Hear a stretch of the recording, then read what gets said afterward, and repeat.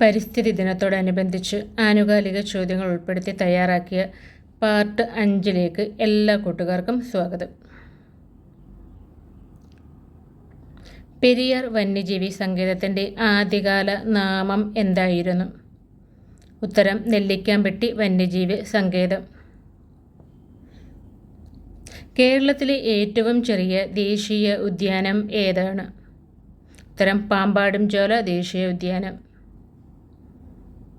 പാമ്പാടുംചോല ദേശീയ ഉദ്യാനം സ്ഥിതി ചെയ്യുന്നത് ഏത് ജില്ലയിലാണ്? ഇടുക്കി ജില്ല. കേരളത്തിലൂടെ ഔദ്യോഗിക പ്രവേശന കവാടം ഇല്ലാത്ത ഏക വന്യജീവി സംരക്ഷണ കേന്ദ്രം ഏതാണ്? പറമ്പിക്കുളം കടുവാ സങ്കേതം. കേരളത്തിൽ ഏറ്റവും ഒടുവിലായി രൂപീകൃതമായ കടുവാ സംരക്ഷണ കേന്ദ്രം ഏതാണ്? പറമ്പിക്കുളം കടുവാ സങ്കേതം. ലോകത്ത് ഇന്ന് കാണപ്പെടുന്ന ഏറ്റവും വലിയ തേക്കുമരം നിൽക്കുന്നത് എവിടെയാണ്? പറമ്പിക്കുളം. കന്നിമരം എന്നറിയപ്പെടുന്ന ഈ തേക്ക് ലോകശ്രദ്ധ പിടിച്ചുപറ്റിയതാണ്. 600 വർഷത്തെ പഴക്കമുള്ള ഇതിന് 47 മീറ്റർ നീളവും 7.5 മീറ്റർ ചുറ്റുവണ്ണവുമാണ് ഉള്ളത്. തമിഴ്നാടിൻ്റെ കളക്കാട് മുണ്ടൻതുറ കടുവ സംരക്ഷണ മേഖലയോട് അതിർത്തി പങ്കിടുന്ന കേരളത്തിലെ പ്രസിദ്ധമായ വന്യജീവി സങ്കേതം ഏതാണ്? ഉത്തരം പേപ്പാറ വന്യജീവി സങ്കേതം.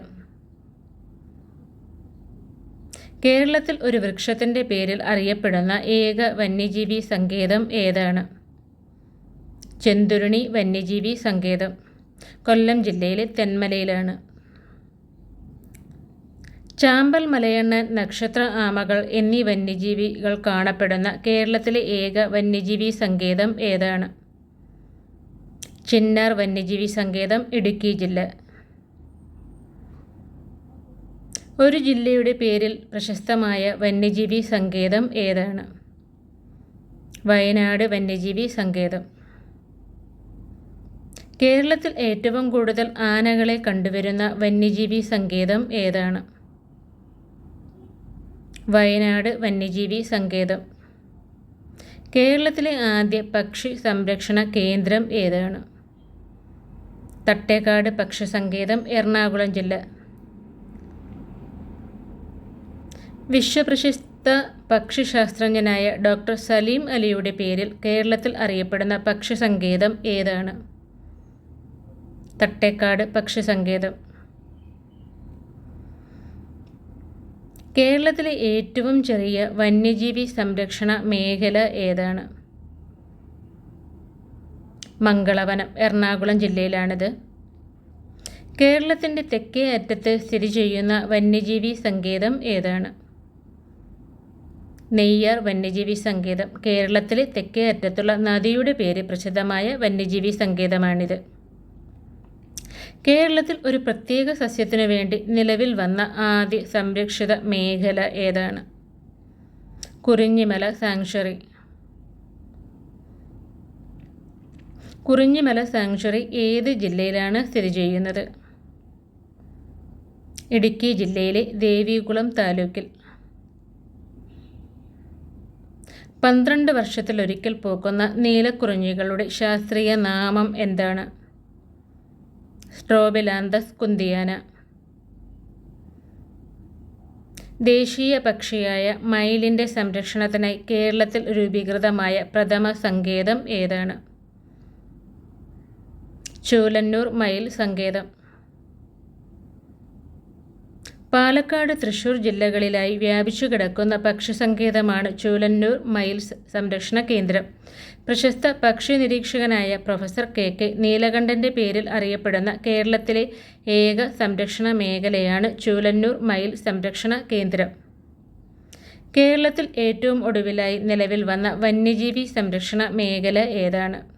കൊട്ടിയൂർ. കണ്ണൂർ ജില്ലയിലെ തലശ്ശേരി താലൂക്കിലാണ് കൊട്ടിയൂരിൻ്റെ ആസ്ഥാനം. 2011 നിലവിൽ വന്നത്. കേരളത്തിലെ ഏക കമ്മ്യൂണിറ്റി റിസർവ് ഏതാണ്? ഉത്തരം കടലുണ്ടി വള്ളിക്കുന്ന് കമ്മ്യൂണിറ്റി റിസർവ്. മലബാർ തീരത്തുള്ള കോഴിക്കോട്, മലപ്പുറം ജില്ലകളിലാണ് ഇത് സ്ഥിതി ചെയ്യുന്നത്. ഈ പ്രദേശം 2007 കമ്മ്യൂണിറ്റി റിസർവായും 2018 ഇക്കോ ടൂറിസം കേന്ദ്രമായും പ്രഖ്യാപിച്ചിട്ടുണ്ട്. കേരളത്തിൻ്റെ സാമൂഹിക, സാംസ്കാരിക, രാഷ്ട്രീയ ചരിത്രം വിശദീകരിക്കുന്ന PSCയുടെ ചരിത്ര മ്യൂസിയം നിലവിൽ വന്നത് എവിടെയാണ്? പട്ടം, തിരുവനന്തപുരം. വംശനാശ ഭീഷണി നേരിടുന്ന വന്യജീവികളുടെ സംരക്ഷണത്തിനായി ഇന്ത്യയുടെ നേതൃത്വത്തിൽ നിലവിൽ വന്ന അന്താരാഷ്ട്ര സംഘടന ഏതാണ്? International big cat alliance, IPCA എന്ന പേരിലും അറിയപ്പെടുന്നു. കാലാവസ്ഥാ വ്യതിയാനത്തെക്കുറിച്ചുള്ള ഇന്ത്യയിലെ ആദ്യത്തെ ഗ്യാലറി ആരംഭിച്ചത് എവിടെയാണ്? കൊൽക്കത്ത. ഗ്യാലറിയുടെ പേരാണ് on the edge. Kerala tourism മേഖലയിലെ ആദ്യത്തെ സോളാർ വള്ളം? കതിരവൻ. കേരളത്തിൻ്റെ അതിർത്തി പഞ്ചായത്തുകളിൽ വൃക്ഷത്തൈകൾ പിടിപ്പിച്ച് പച്ചമതിൽ തീർക്കുന്നതിനായി ഹരിത കേരള മിഷന്റെ നേതൃത്വത്തിൽ നടപ്പാക്കുന്ന പദ്ധതി ഏതാണ്? Green the gap. ചിനാർ മരങ്ങളുടെ സംരക്ഷണത്തിനായി ട്രീ ആധാർ പദ്ധതി ആരംഭിച്ചത് എവിടെയാണ്? ഉത്തരം ജമ്മു കാശ്മീർ. ഹരിത ടൂറിസം കേന്ദ്രമായി പ്രഖ്യാപിച്ച വനം ഗവേഷണ കേന്ദ്രത്തിന് കീഴിലുള്ള മ്യൂസിയം ഏതാണ്? ഉത്തരം നിലമ്പൂർ തേക്ക് മ്യൂസിയം. 2025 കേരള കാർഷിക സർവകലാശാലയുടെ പ്രൊഫസർ ഓഫ് പ്രാക്ടീസ് പദവി നൽകി ആദരിക്കപ്പെട്ട പരമ്പരാഗത വിത്തുകളുടെ സംരക്ഷകൻ ആരാണ്? ഉത്തരം ചെറുവയൽ രാമൻ, വയനാട്. കൂട്ടുകാർക്കുള്ള ചോദ്യമാണ് അടുത്തത്. തിരുവനന്തപുരം ജില്ലയിലെ പാലോട് സ്ഥിതി ചെയ്യുന്ന കേരളത്തിലെ പ്രസിദ്ധമായ ബോട്ടാണിക്കൽ ഗാർഡൻ ഏതാണ്? ഉത്തരം അറിയാവുന്ന കൂട്ടുകാർ വേഗം തന്നെ കമൻറ്റ് ചെയ്തോളൂ. ആദ്യം കമൻറ്റ് ചെയ്യുന്ന കൂട്ടുകാരെയായിരിക്കും സെലക്ട് ചെയ്യുക. അപ്പോൾ വേഗം തന്നെ എല്ലാ കൂട്ടുകാരും കമൻറ്റ് ചെയ്തോളൂ. കഴിഞ്ഞ വീഡിയോയിലെ ചോദ്യം, ദിനോസറുകളുടെ കാലത്തുണ്ടായിരുന്ന അപൂർവമായ ട്രൈഫോൺ എന്ന പന്നൽ ചെടികൾ കാണപ്പെടുന്ന കേരളത്തിലെ ഏക ദേശീയ ഉദ്യാനം ഏതാണ് എന്നതാണ്. അതിൻ്റെ ഉത്തരം ആനമുടി ചോലയാണ്. ഇതിന് ആദ്യ ഉത്തരം പറഞ്ഞ ദിൽനാഥാണ്. ദിൽനാഥിന് എല്ലാവിധ ആശംസകളും. അത് കഴിഞ്ഞും ഉടനെ തന്നെ ശരി ഉത്തരം പറഞ്ഞ എല്ലാ കൂട്ടുകാർക്കും ആശംസകൾ. എല്ലാവരും നന്നായിട്ട് പഠിക്കുക.